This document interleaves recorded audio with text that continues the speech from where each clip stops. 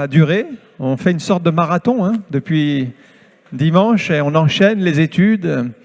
Et c'est bon de passer du temps dans la présence de Dieu parce qu'on est enrichi, on est fortifié. Et il faut faire cet effort d'étudier la parole de Dieu, de chercher sa présence. Vous voyez, quand on fait des efforts, quand on cherche le Seigneur, eh bien, on est récompensé. Le Seigneur nous fortifie, le Seigneur nous bénit. Et vous avez raison de mettre ce temps à part pour étudier la parole de Dieu.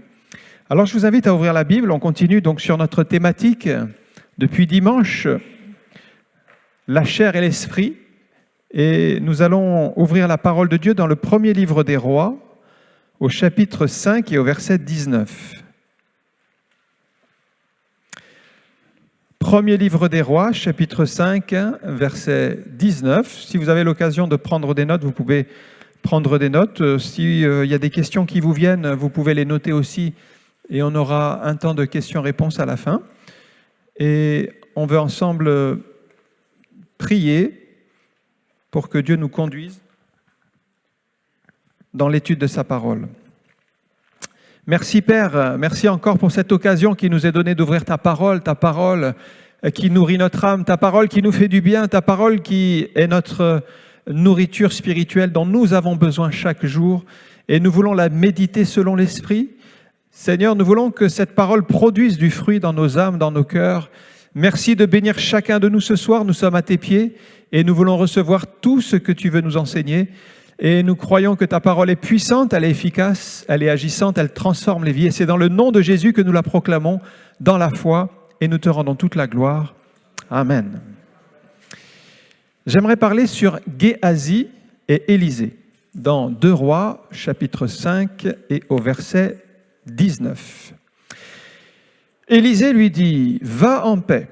Lorsque Naaman eut quitté Élisée et qu'il fut à une certaine distance, Géasi, serviteur d'Élisée, homme de Dieu, se dit en lui-même « Voici, mon maître a ménagé Naaman ce Syrien en n'acceptant pas de sa main ce qu'il avait apporté. L'Éternel est vivant, je vais courir après lui et j'en obtiendrai quelque chose. » Et Géasi courut après Naaman. Naaman, le voyant courir après lui, descendit de son char pour aller à sa rencontre et dit « Tout va-t-il bien ?» Il répondit « Tout va bien. Mon maître m'envoie te dire « Voici, il vient d'arriver chez moi 2 jeunes gens de la montagne d'Éphraïm, d'entre les fils des prophètes. Donne pour eux, je te prie, 1 talent d'argent et 2 vêtements de rechange. » Naaman dit « Consens à prendre 2 talents. » Il le pressa et il serra les 2 talents d'argent dans 2 sacs, donna 2 habits de rechange et les fit porter devant Géasi par 2 de ses serviteurs. Arrivé à la colline, Géasi les prit de leurs mains et les déposa dans la maison. Et il renvoya ces gens qui partirent. Puis, il alla se présenter à son maître. Élisée lui dit « D'où viens-tu, Géasi » Il répondit « Ton serviteur n'est allé ni d'un côté ni d'un autre. » Mais Élisée lui dit « Mon esprit n'était pas absent lorsque cet homme a quitté son char pour venir à ta rencontre. Est-ce le temps de prendre de l'argent et de prendre des vêtements, puis des oliviers, des vignes, des brebis et des bœufs, des serviteurs et des servantes?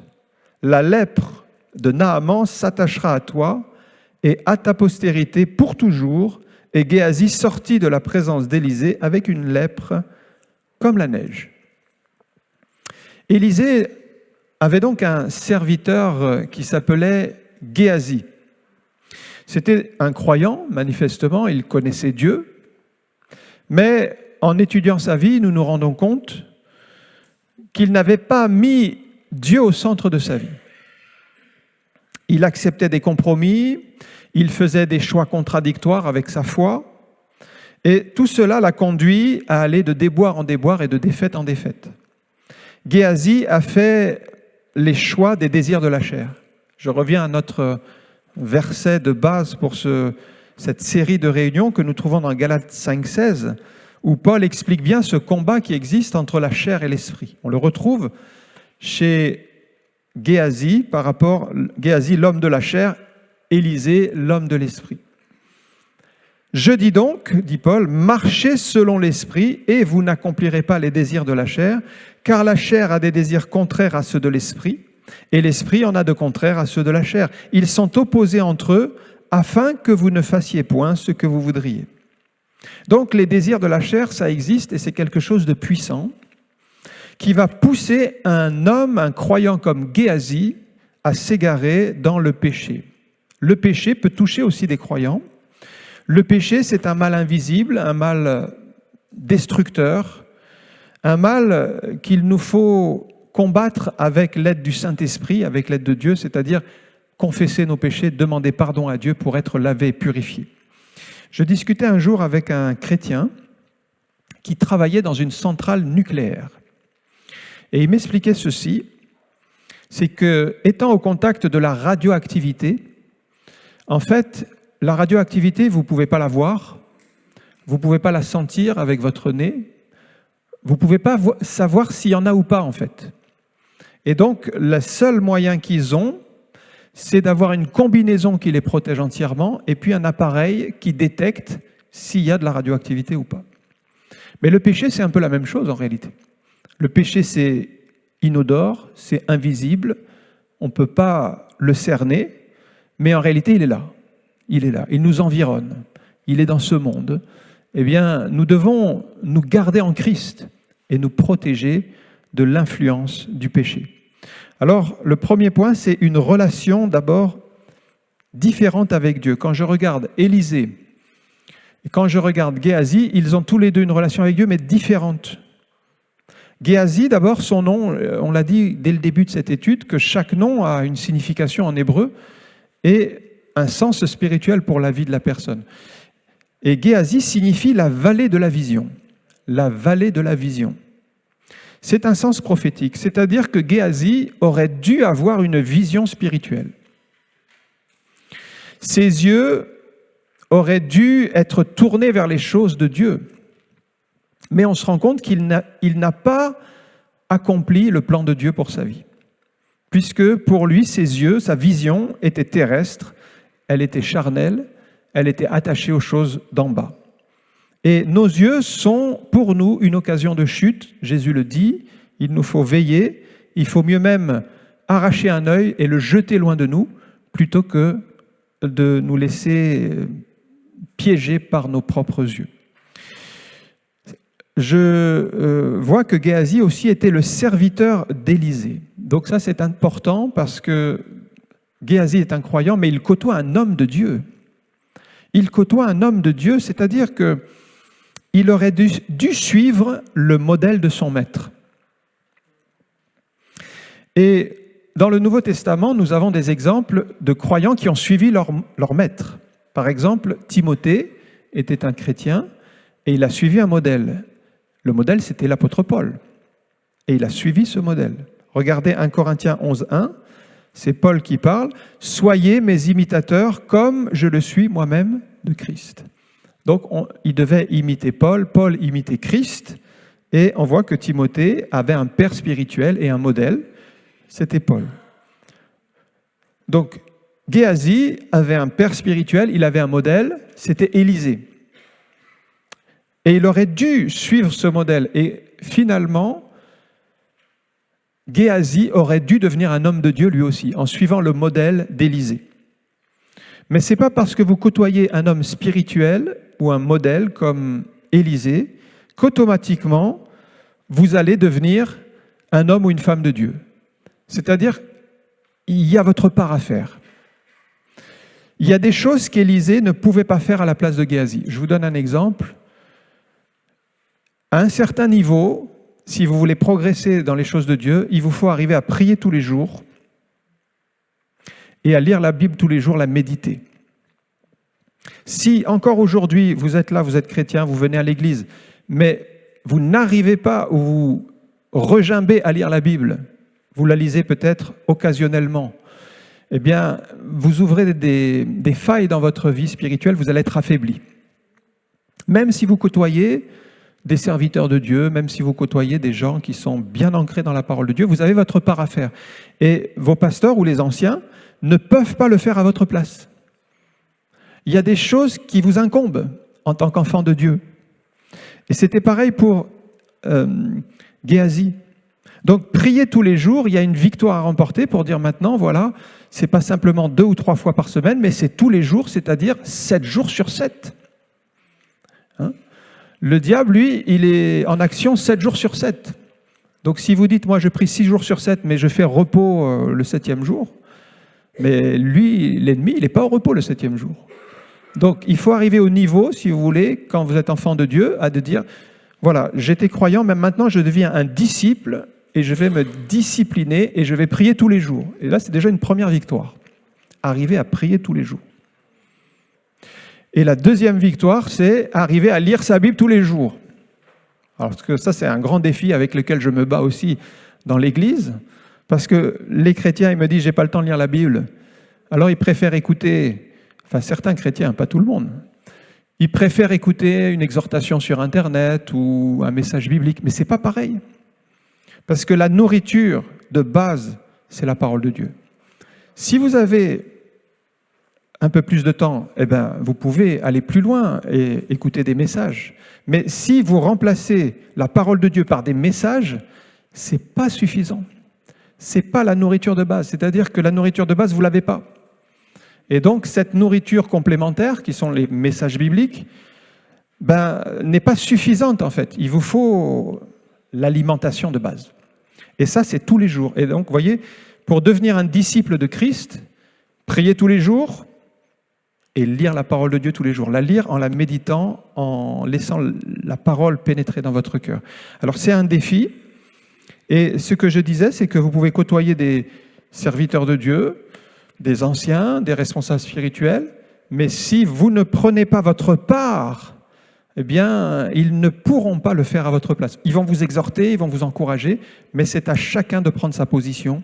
Et manifestement, Géasi côtoyait un homme extraordinaire, Élisée, donc il avait vraiment un bon modèle sous les yeux, mais manifestement, il n'a pas suivi les conseils.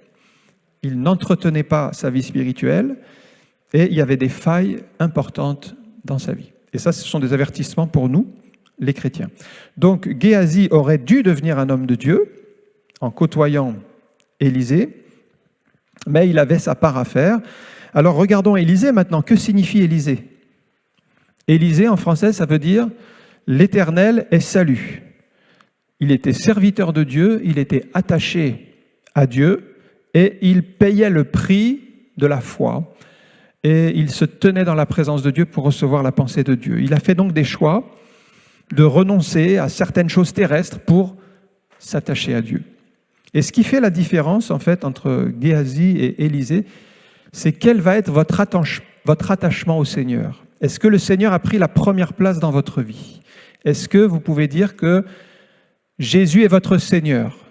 Parce qu'il y a une grande différence entre dire Jésus est mon Sauveur et Jésus est mon Seigneur.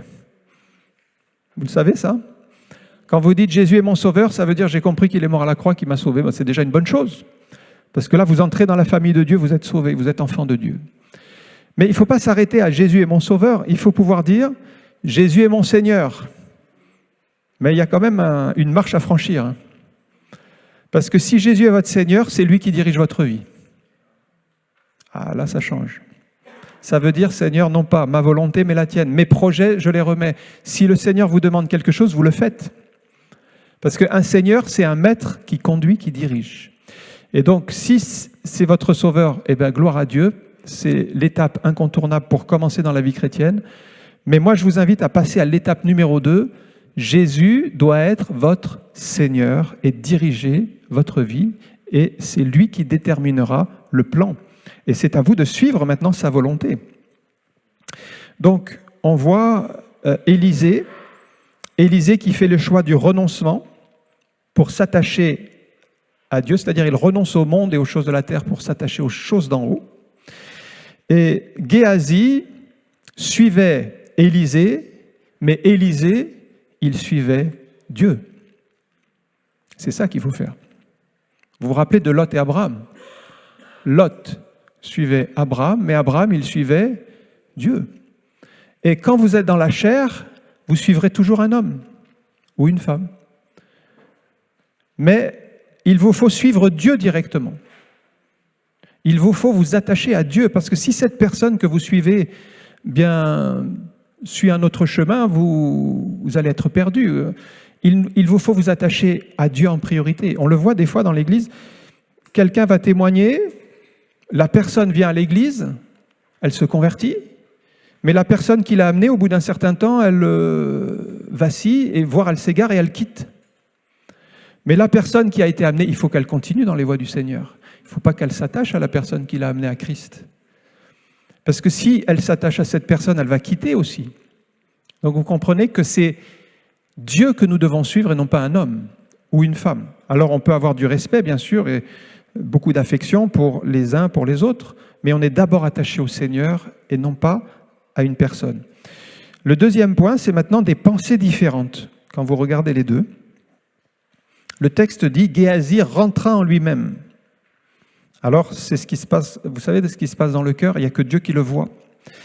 Il est entré en lui-même, il commence à réfléchir à la situation. Il y a Naaman qui avait proposé de l'or, de l'argent, des vêtements suite à sa guérison. Et puis Élisée, l'homme de Dieu, a refusé tous ses biens matériels.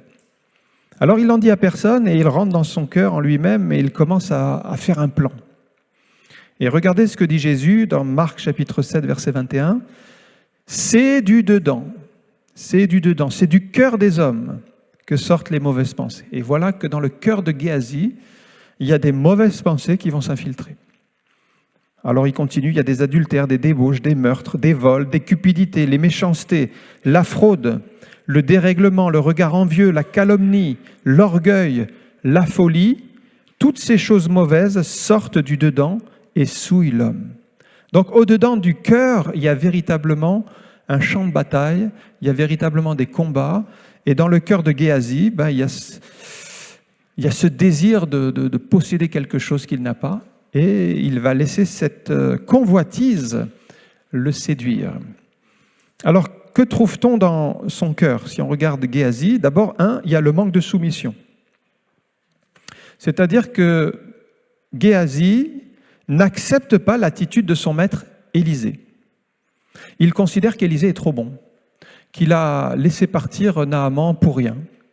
Donc il juge son maître, il ne se soumet pas à la pensée de son maître, et en fait, même si en apparence il accepte, dans son cœur, c'est ça que le texte dit, au dedans de lui, il rentra en lui-même, eh bien, il va utiliser le nom de son maître pour ses intérêts personnels. Eh bien, nous, chrétiens, on ne doit pas utiliser le nom du Seigneur en vain, ni pour nos intérêts personnels. La première chose qu'on voit dans son cœur, c'est le manque de soumission. La deuxième chose qu'on voit dans son cœur, c'est le manque de pardon. Parce qu'il voit Naaman comme un ennemi du peuple de Dieu, alors que Élisée a prié pour lui pour que Dieu lui fasse grâce et qu'il retourne dans son pays, continuer à adorer Dieu. Mais dans le cœur de Géasi, il ne pardonne pas Naaman, il ne pardonne pas à cet homme et il ne veut pas que Dieu lui fasse grâce. On a un petit peu le même exemple dans le Nouveau Testament avec Saul de Tarse. Vous connaissez Saul de Tarse, c'était un persécuteur de l'Église, un homme violent. Et il allait arrêter des chrétiens, les mettre en prison, les faire mourir, voire les lapider, comme Étienne. Et à un moment donné, il s'est converti d'une manière fulgurante sur la route de Damas. Et presque aussitôt, il y a eu un appel sur sa vie, et Dieu l'a appelé à être un témoin et à prêcher la parole de Dieu. Et très tôt, il a prêché la parole de Dieu.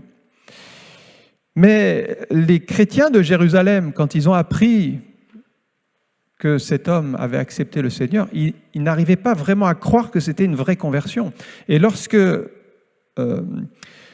il est arrivé à Jérusalem, eh bien, il a fallu un certain Barnabas qui a pris Saul avec lui, qui l'a ramené près des apôtres et qui a rassuré les apôtres pour attester de la conversion de Saul. Ils avaient comme un doute. Et il n'arrivait pas vraiment à pardonner à cet homme tous les méfaits qu'il avait faits.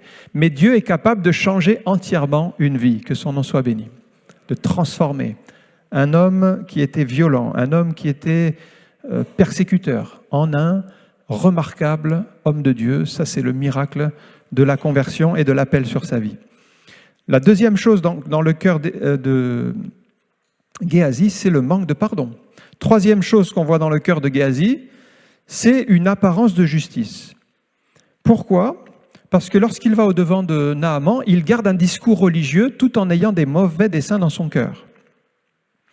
Il va vers Naaman en disant « L'Éternel est vivant ». Vous voyez, il a le nom de l'Éternel à la bouche, alors que ses intentions sont mauvaises. Il invoque le nom de l'Éternel, mais c'est pour mentir. Et c'est pour profiter financièrement de la situation. Donc c'est facile d'avoir un discours religieux, de parler de Dieu, tout en ayant un autre fonctionnement. Mais ce qui compte, c'est ce qu'il y a dans le cœur et c'est la réalité spirituelle. On voit que Géasi est en train de tromper. Donc il a une apparence de justice. Quatrième chose qu'on trouve dans son cœur, c'est une profonde insatisfaction. Car Géasi n'est pas satisfait dans la vie. Il n'est pas satisfait de ce qu'il a, il veut plus. Il veut toujours plus. Et quand vous n'êtes pas satisfait dans la vie, que vous voulez toujours plus, bien, le diable vous présente sous les yeux quelques tentations pour vous entraîner dans ces domaines-là. Il vous poussera à vouloir toujours plus, à être insatisfait. Vous voyez, dans le monde, les gens, ils ont déjà un certain confort, ils veulent encore une deuxième voiture, ils veulent encore une télé plus grande, ils veulent encore un téléphone encore plus puissant. Il y a une sorte d'insatisfaction permanente. Vous avez déjà des très bonnes choses, mais cette insatisfaction, c'est un peu une accroche pour vous faire sortir et aller plus loin. Et Géasi, finalement, entretient cette convoitise, la convoitise des richesses, et c'est ainsi qu'il va mentir pour gagner encore plus. Mais en choisissant de pécher, il va tout perdre. Voyez ce que dit Jésus dans Matthieu chapitre 5, verset 6. « Heureux ceux qui ont faim et soif de la justice, car ils seront rassasiés. » Vous pouvez avoir en Christ une plénitude, de sorte que les sollicitations du monde ne vous atteignent pas. Géasi était sensible aux sollicitations du monde parce qu'il était faible spirituellement. Mais si vous êtes en Christ, si vous êtes dans l'Esprit, vous serez heureux d'avoir le Seigneur Jésus dans votre vie et de l'honorer. Et comme ça, les sollicitations, vous pourrez y résister facilement. Mais qu'est-ce qui anime Géasi dans le fond, si on lit ce texte, c'est l'amour de l'argent, c'est l'amour des choses terrestres. Et vous voyez, c'est le même problème, même encore aujourd'hui. Dans 1 Timothée 6,10, c'était déjà du temps de l'apôtre Paul. Mais je dirais c'est le problème de nos sociétés aujourd'hui. 1 Timothée 6,10, « Car l'amour de l'argent est une racine de tous les maux, et quelques-uns, en étant possédés, se sont égarés loin de la foi. » Et là, on voit le problème de ce manque de maîtrise de soi, d'avoir convoité. Eh bien, ça nous égare loin de la foi et se sont jetés eux-mêmes dans bien des tourments. Pour toi, homme de Dieu, femme de Dieu, fuis ces choses et recherche la justice, la piété, la foi, l'amour, la patience et la douceur. Voilà ce que Paul nous rappelle, que l'amour de l'argent, j'ai connu des chrétiens qui ont été bénis financièrement, et c'est très bien d'avoir des biens matériels, pas de problème, mais ça peut être un piège, frères et sœurs. Ils ont été bénis financièrement, et petit à petit, dans le confort, ils ont fait construire leur maison. Alors, ils ont pris de plus en plus de temps pour leur bien, leur confort. Ils ont commencé à étaler leur venue à l'église, et petit à petit, ils se sont affaiblis. Alors, on les a exhortés. Venez, on va prier avec vous. Mais petit à petit, ça a fait son œuvre. Et finalement, ils se sont égarés. Ils ne venaient plus à l'église du tout. Alors que c'était une bénédiction financière et l'abondance financière, matérielle, eh bien, ça s'est transformé pour eux en occasion de chute. C'est pour ça qu'il nous faut rester serein, même dans l'abondance. Paul dit, je sais vivre dans la disette, mais il nous faut savoir vivre dans l'abondance. Quand il y a une abondance, on ne va pas se jeter dedans et puis tout lâcher le Seigneur. Au contraire, on va continuer à servir le Seigneur d'un même cœur, d'un même zèle et d'une même foi. Et ça, c'est un piège que le diable utilise souvent pour égarer les chrétiens loin de la foi, comme dit le texte. Ils se sont égarés loin de la foi. Ça veut dire qu'ils avaient eu la foi, mais que l'attachement aux biens matériels les a égarés loin de la foi. Attention, soyons vigilants. Alors, Géasi étant tenté, il aurait pu choisir de résister, il aurait pu prier, il aurait pu demander conseil à son maître, Élisée, il aurait pu chasser ses pensées aussi, c'est un peu notre responsabilité. Le pasteur ou les anciens ne seront pas toujours avec vous, donc vous devez vous-même veiller sur vous-même, veiller sur vos voix, veiller sur vos pensées. Et quand il y a des mauvaises pensées, vous les chassez au nom de Jésus. Alors il aurait pu faire tout ça, Géasi, prier dans la foi, mais finalement il a laissé la racine s'implanter, cette racine d'amour de l'argent et qui s'est développée. Et puis vous savez, quand vous mettez un gland en terre, c'est pas grand-chose, ça devient une petite plante de rien du tout que vous pouvez arracher, mais quand ça devient un chêne pour le déraciner, c'est autre chose. Et donc, si vous laissez les choses s'implanter dans votre cœur, à un moment donné, ça va prendre racine et ça va se développer dans votre vie d'une manière importante. Je lisais cette anecdote d'un homme qui avait fait richesse, il avait fait fortune aux États-Unis.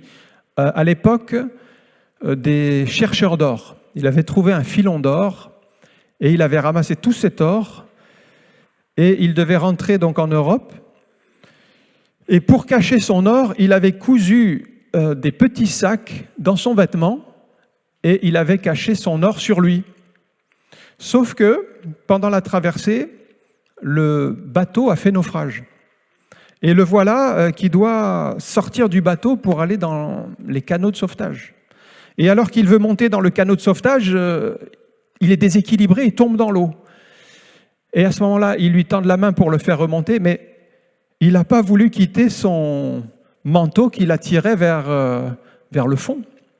Parce que dans son manteau, il y avait tout cet or. Et ainsi, ils n'ont pas pu le sauver, il est tombé dans l'eau et ils n'ont pas pu le ramener parce qu'il était beaucoup trop lourd et il ne voulait pas quitter son vêtement qui était rempli d'or. Et il a fait le choix de s'attacher à ce qui c'est bien terrestre, mais c'est le choix de la mort, c'est le choix de la perdition. Et pour nous, c'est aussi un exemple. Attention, l'amour des richesses nous entraînera toujours vers la mort spirituelle. Élisée entretient dans son esprit des bonnes choses de la parole de Dieu. Vous voyez, les pensées sont différentes. L'un entretient les désirs des séductions du monde, l'autre entretient les bonnes choses de Dieu. Je pense à Philippiens 4:8, qui dit ceci, et notez bien ici, il y a 8 choses dont nous devons nous entretenir l'esprit quand nous sommes enfants de Dieu. Au reste, frères, que tout ce qui est vrai, tout ce qui est honorable, tout ce qui est juste, tout ce qui est pur, tout ce qui est aimable, tout ce qui mérite l'approbation et ce qui est vertueux et digne de louange soit l'objet de vos pensées. 8 choses dont nous devons entretenir notre esprit. Alors, est-ce que nous le faisons? C'est notre part. Et ça, comme on disait tout à l'heure, personne ne peut le faire à votre place. Mais si chacun fait sa part, je vais m'entretenir de ce qui est vrai, de ce qui est honorable, de ce qui est juste, de ce qui est pur, et je vais m'en entretenir l'esprit. Eh bien, je développe un autre esprit, un esprit attaché aux choses d'en haut, un esprit attaché à Dieu, et c'est cela qui va me garder dans les moments de tentation. Et Élisée vit dans cet état d'esprit, c'est l'esprit de l'Évangile en fait. Pourquoi? Parce que la grâce de Dieu n'est pas apparue avec le Nouveau Testament, la grâce de Dieu existait déjà dans l'Ancien Testament. Certes, elle n'était pas manifestée comme Jésus-Christ va la présenter, mais quand on voit que Élisée fait grâce à cet homme, c'est déjà la grâce de Dieu pour un païen, Naaman. Et donc, Élisée, lui, il vit dans la grâce. Il vit dans la grâce de Dieu. Il fait grâce, comme Dieu fait grâce. Et Élisée garde la parole de Dieu sur son cœur. Psaume 119, verset 11, c'est un beau verset. « Je serre ta parole dans mon cœur, afin de ne pas pécher contre toi. » C'est-à-dire contre Dieu. Alors plus vous allez méditer la parole, plus vous allez entretenir votre esprit de la parole de Dieu. Moi, je vous encourage même à apprendre des versets par cœur. Je ne sais pas s'il y en a qui le font, mais quand vous apprenez des versets par cœur, ça remplit votre esprit ici de la parole de Dieu. Et quand le malin vient vous tenter, il y a des versets qui sont là. Et les versets, c'est l'épée de l'esprit. L'épée de l'esprit, c'est la parole de Dieu. Et vous pouvez répondre. Et moi, ce que je vous recommande, quand l'ennemi vient vous tenter, quand vous êtes attaqué, citez les paroles de Dieu, les versets bibliques à haute voix. Vous les proclamez dans la foi. Ça, c'est l'épée en action. Et là, l'ennemi recule. C'est ce que Jésus a fait quand il a été tenté. Il est écrit, à chaque fois, à 3 reprises, il citait un verset de la parole de Dieu. Et ça va vous permettre d'être gardé au moment de la tentation afin de ne pas pécher contre Dieu. 3e point, je reviens à Géasi. Maintenant, il se précipite pour le péché. Le péché lui demande des efforts. Alors, si vous lisez le texte, il est dit que Géasi, il court derrière Naaman. Ah, il en a de l'énergie. C'est une course pour obtenir la satisfaction. Alors, il ne prend pas le temps de prier, de chercher la volonté de Dieu, mais il court derrière Naaman. C'est vrai que la vie chrétienne est une course aussi, et nous devons courir vers le but. Le prix de la vocation céleste, ça c'est Paul. Mais lui, il court pour le péché. Il court pour les biens matériels, pour les choses terrestres, les choses d'en bas. Il croit que ça va lui procurer du bonheur. Mais c'est courir vers le but qui va vous procurer du bonheur. C'est courir vers la vocation céleste. Le péché va le rendre captif. Alors, incroyable, parce que quand vous tombez dans le péché, vous faites encore d'autres péchés. C'est-à-dire, il est déjà dans la convoitise, et là, il va mentir, il va inventer une histoire complètement farfelue, que mon maître, alors il va mêler Élisée à son histoire. Mon maître a reçu des fils des prophètes, il leur faut des vêtements. Il va raconter une histoire fausse qu'il va inventer de toutes pièces. Il implique son maître. Nous, on ne doit pas compromettre notre maître. Notre maître, c'est Jésus-Christ. On ne doit pas le compromettre. Alors, il s'arrange avec le péché et finalement, c'est lui qui va se retrouver captif du péché parce qu'il est obligé de mentir pour trouver une explication pour avoir cet or et cet argent. C'est ça le processus du péché qui a commencé dans la vie de Géasi. Alors, je crois qu'à chaque étape, il aurait pu se repentir, se ressaisir, demander pardon, être pris de remords et se dire c'est pas bien, il faut que je revienne à Dieu. Mais Géasi n'est pas libre, il va laisser le péché tisser sa toile autour de lui et le rendre esclave. Et quand vous êtes esclave du péché, c'est le péché qui vous dirige. Ce n'est plus l'esprit qui vous dirige, c'est le péché. Et on voit que Géasi va être dirigé dans ses pensées, dans ses paroles, dans ses intentions vers le péché, vers cette passion qu'il habite. Géasi se fait humble au début parce qu'il demande juste un talent, il demande un talent d'argent, mais il espère quand même avoir plus. Et quand Naaman lui propose 2, il feint de refuser, mais il accepte quand même rapidement les 2 talents, parce que 2 talents, c'était 70 kilos. 70 kilos d'argent, c'était énorme. La tentation était trop forte, il ne pouvait résister au mal. Ses efforts pour le péché, il fait des efforts parce qu'il faut le porter, cet argent, il faut le ramener jusqu'à la maison. Alors, comme il fait quelque chose de mal, il dit au serviteur de Naaman de repartir, et lui tout seul, il va porter les 70 kilos d'argent et les cacher chez lui. 70 kilos, il faut les porter. Déjà, même 30 kilos, c'est pas mal déjà.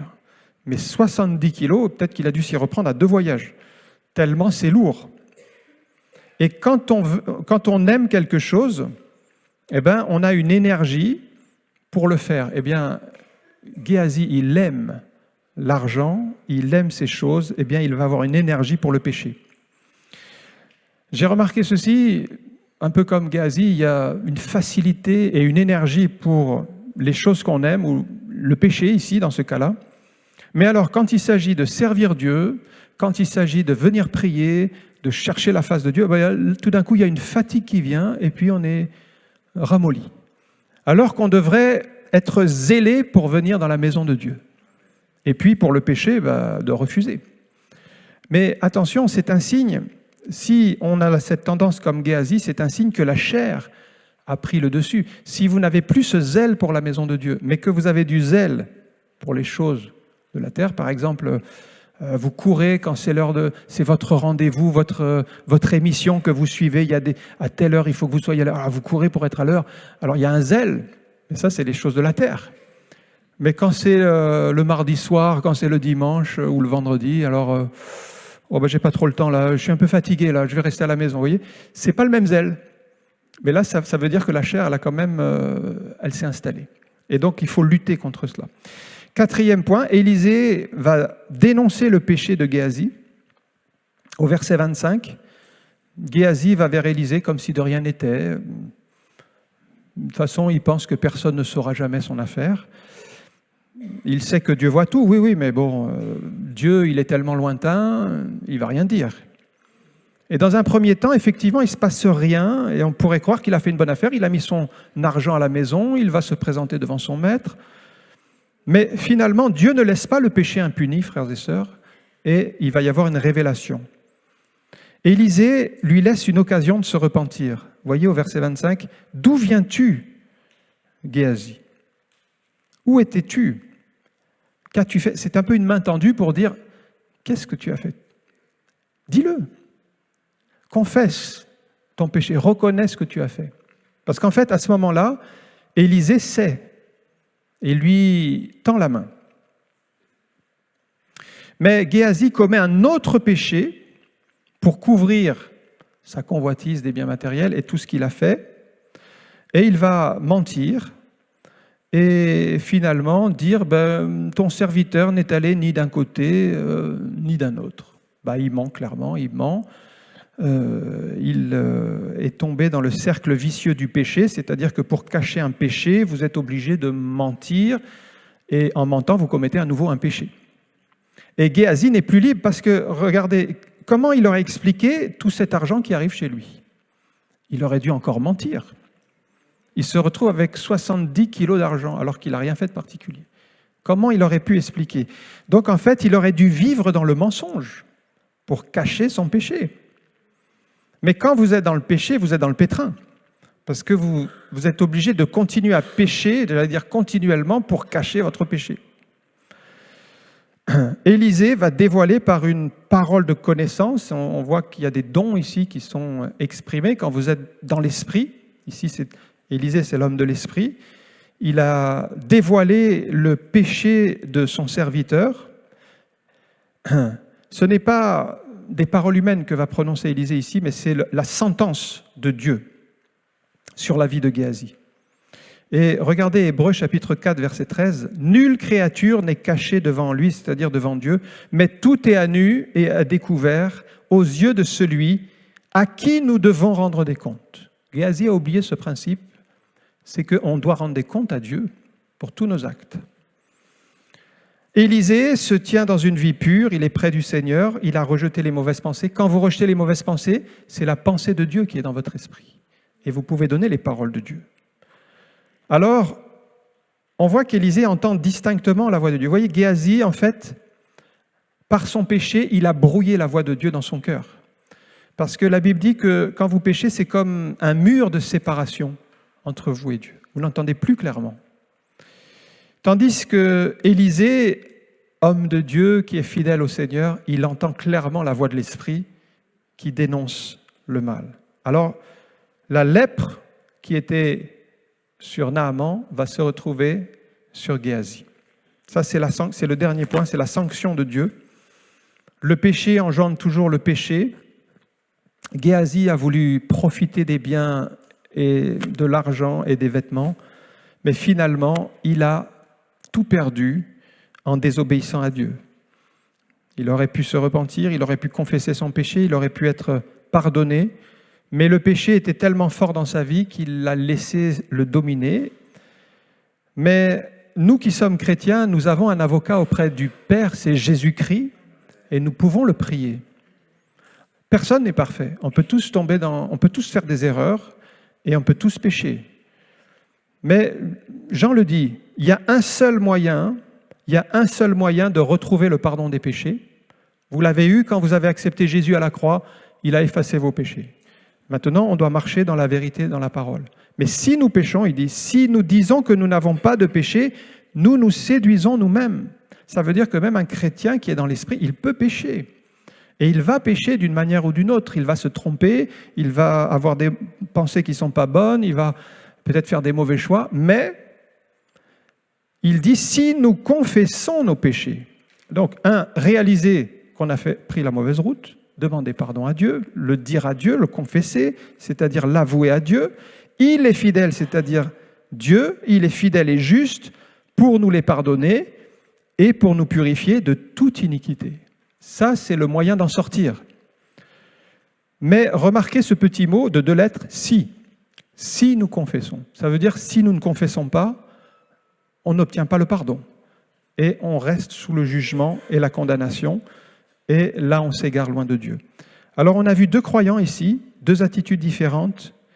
Géasi qui vit selon la chair, il va chercher la satisfaction immédiate, mais il ne trouvera pas le bonheur. Remarquez qu'il courait après le bonheur, mais il ne l'a pas trouvé.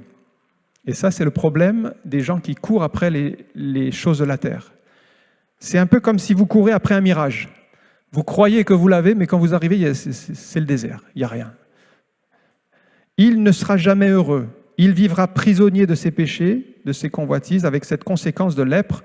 La lèpre, ça signifie comme une lèpre spirituelle, c'est-à-dire il ne va pas se développer dans sa vie spirituelle. Il va être infructueux dans sa vie spirituelle. Tandis qu'Élisée, qui aime les choses de Dieu, qui vit selon l'Esprit, qui va s'entretenir des bonnes paroles de Dieu, eh bien lui, il va résister. Vous voyez, quand Naaman propose son argent, ses vêtements, il résiste à ces choses-là. Il n'est pas attaché à ces choses-là. Et il y voyait même une occasion de chute. Il voyait quelque chose qui était même nocif. Et donc, il a su rejeter le péché parce qu'il était attaché aux choses d'en haut, aux choses de Dieu. Et puis, Dieu lui a donné des révélations. Et pour avoir des révélations, il faut être en communion avec Dieu. Que Dieu nous aide, que Dieu nous bénisse.